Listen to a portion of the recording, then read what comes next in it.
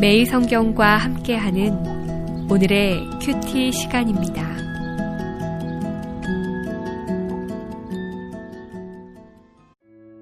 (3월 11일) 오늘의 말씀은 느헤미야 9장 9절에서 22절입니다. 주께서 우리 조상들이 애굽에서 고난받는 것을 감찰하시며 홍해에서 그들의 부르짖음을 들으시고 이적과 기사를 베푸사 바로와 그의 모든 신하와 그의 나라 온 백성을 치셨사오니 이는 그들이 우리의 조상들에게 교만하게 행함을 아셨음이라. 주께서 오늘과 같이 명예를 얻으셨나이다. 또 주께서 우리 조상들 앞에서 바다를 갈라지게 하사 그들이 바다 가운데를 육지같이 통과하게 하시고 쫓아오는 자들을 돌을 큰 물에 던짐같이 깊은 물에 던지시고 낮에는 구름 기둥으로 인도하시고 밤에는 불 기둥으로 그들이 행할 길을 그들에게 비추셨사오며 또 시내 산에 강림하시고 하늘에서부터 그들과 말씀하사 정직한 규례와 진정한 율법과 선한 율례와 계명을 그들에게 주시고 거룩한 안식일을 그들에게 알리시며 주의 종 모세를 통하여 계명과 율례와 율법을 그들에게 명령하시고 그들의 굶주림 때문에 그들에게 양식을 주시며 그들의 목마름 때문에 그들에게 반석에서 물을 내시고 또 주께서 옛적에 손을 들어 맹세하시고 주겠다고 하신 땅에 들어가서 차지하라 말씀하셨사오나 그들과 우리 조상들이 교만하고 목을 굳게 하여 주의 명령을 듣지 아니하고 거역하며 주께서 그들 가운데에서 행하신 기사를 기억하지 아니하고 목을 굳게 하며 패역하여 스스로 한 우두머리를 세우고 종되었던 땅으로 돌아가고자 하였나이다. 그러나 주께서는 용서하시는 하나님이시라. 은혜로우시며 긍휼히 여기시며 더디 노하시며 인자가 풍부하심으로 그들을 버리지 아니하셨나이다.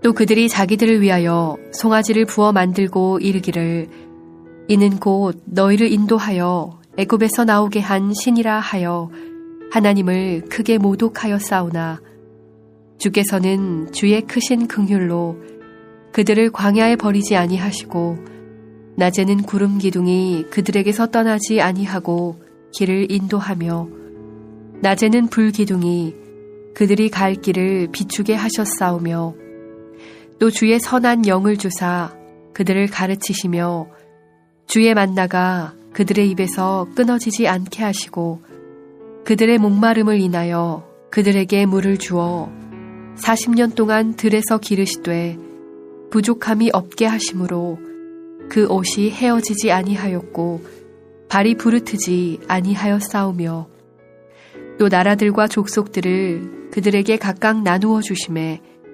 그들이 시혼의 땅 곧 헤스본 왕의 땅과 바산 왕 옥의 땅을 차지하였나이다.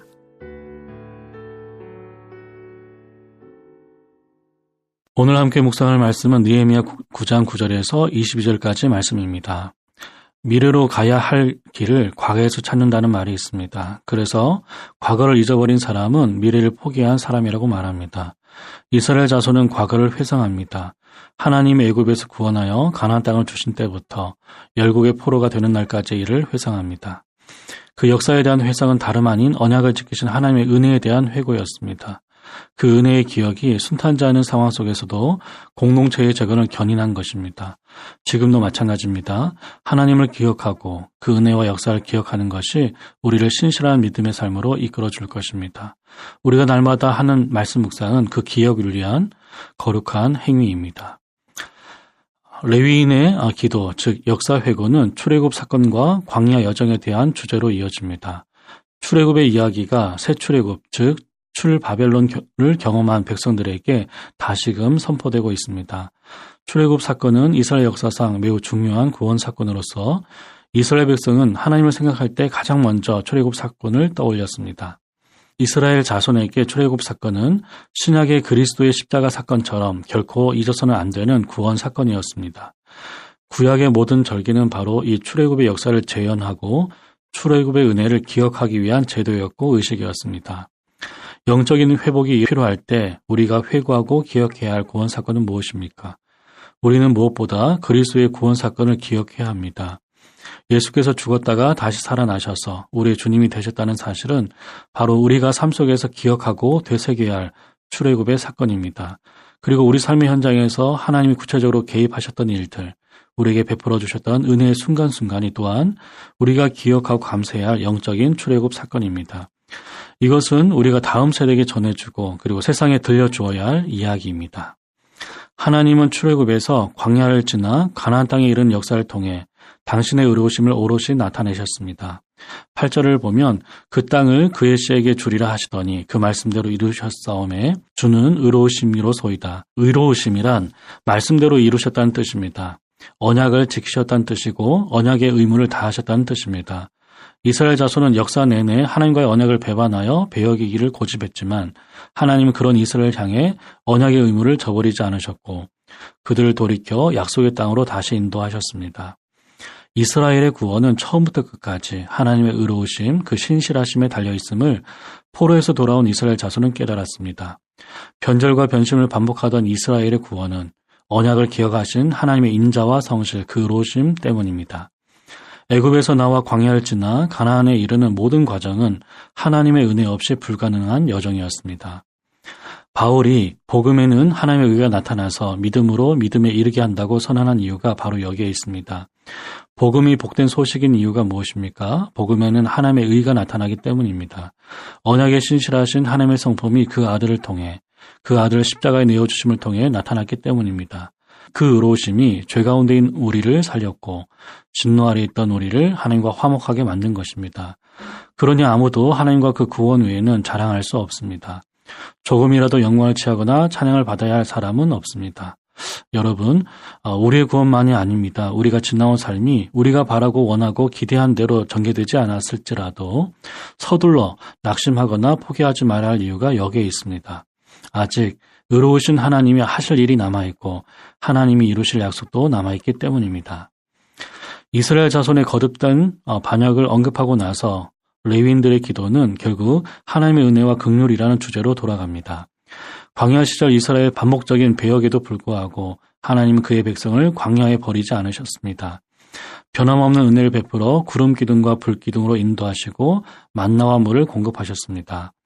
배은망덕한 백성은 귀를 막았고 마음을 닫았고 하나님을 밀어냈고 하나님께 반역했고 심지어 하나님과 언약을 맺었던 시내산에서 자기 하나님, 즉 우상을 만들어냈습니다. 그런데도 하나님은 사랑밖에 베풀 것이 없는 분처럼 용서하시고 또 기다리면서 더디 깨닫고 믿는 백성에게 기회를 주셨습니다. 선한 영을 통해 그들이 걸어가야 할 길과 해야 할 일을 가르치셨습니다.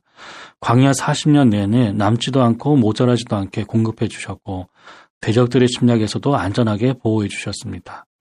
이 모든 것은 이스라엘의 신실함 때문이 아니라 하나님의 신실하심 때문이었습니다.